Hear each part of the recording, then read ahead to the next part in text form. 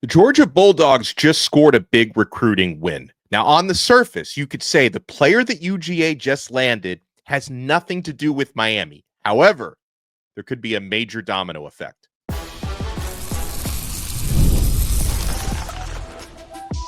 You are Locked On Canes, your daily podcast on the Miami Hurricanes, part of the Locked On Podcast Network, your team every day.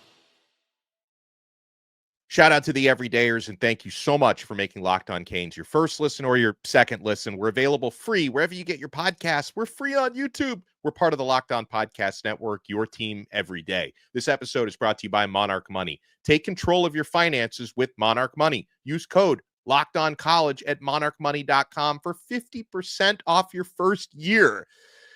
I wanted to do a follow-up from our early episode today because we did talk about the final 8 days in the recruitment of five-star offensive tackle Jackson Cantwell, who's going to be deciding between primarily Georgia, Oregon, and Miami. That's widely considered the top three. Ohio State is also in the mix, so you could say top four.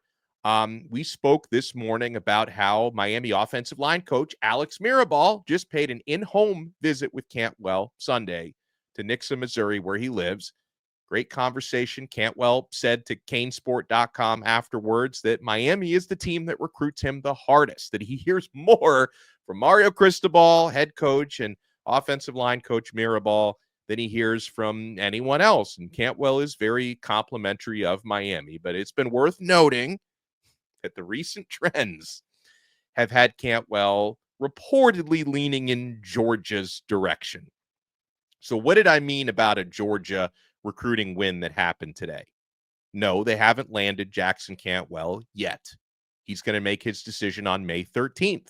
And certainly from where I sit, we hope Miami can surge or continue to surge over these next 8 days to get him leaning back towards Coral Gables. But there's something to watch here with the Georgia Bulldogs and what I refer to as a domino effect. So the big recruiting win that Georgia had happen on Monday afternoon, right before I start talking to you, is they have landed a verbal commitment from five-star quarterback Jared Curtis, top quarterback in the class of 2026.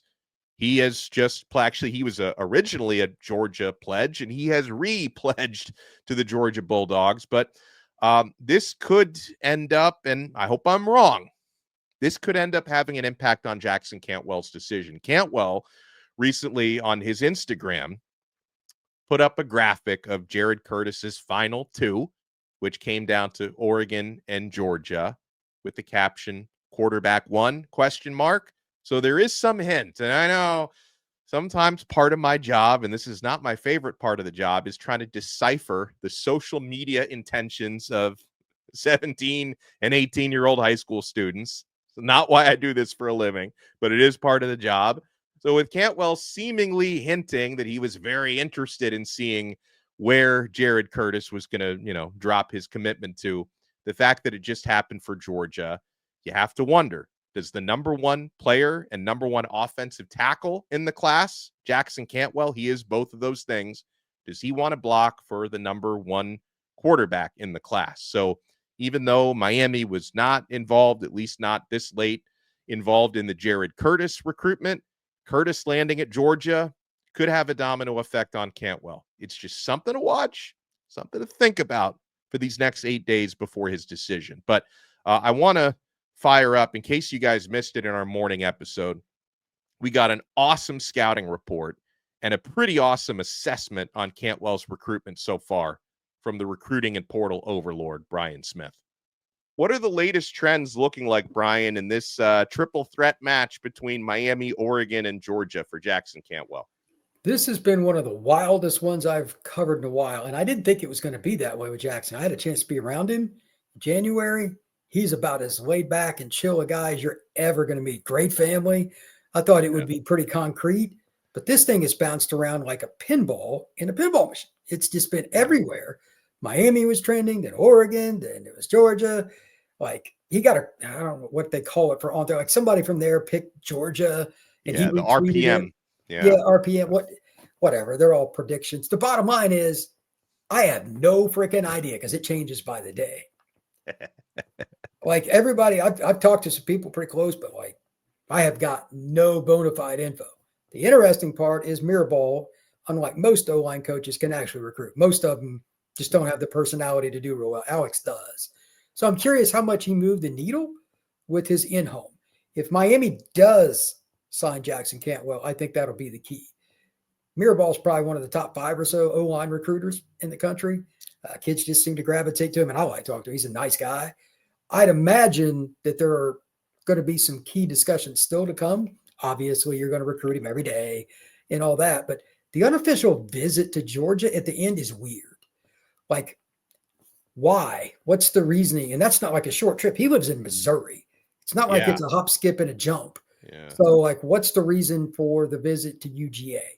Is that to try to get other schools to pony up more money, or what is it? Like, he's got big time representation. One of the elite guys in the NFL was actually representing Cantwell, from what I understand. So there are a lot of little twists here, Alex. He's with Drew Rosenhaus, actually. Which, the Miami grad. Yeah.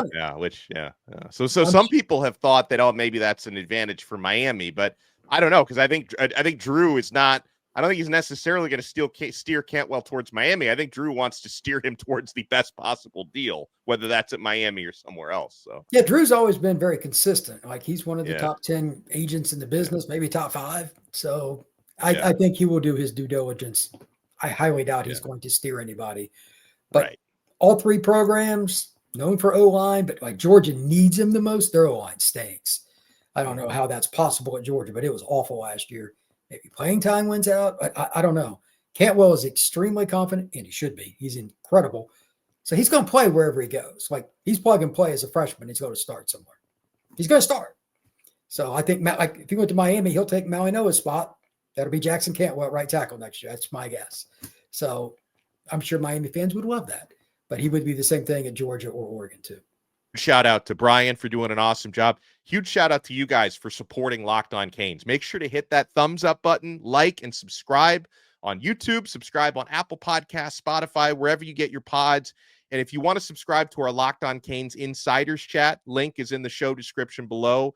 You can try it free for 14 days, get one-on-one text messages from me to you and vice versa. Try it free for 14 days. Then if you like it, you can opt in for $4.99 a month. And we'll talk to you tomorrow with the Truth Teller Tuesday with Bruce Warner tomorrow, right here on another episode of Locked On Canes. We are part of the awesome Locked On Podcast Network, your team every day.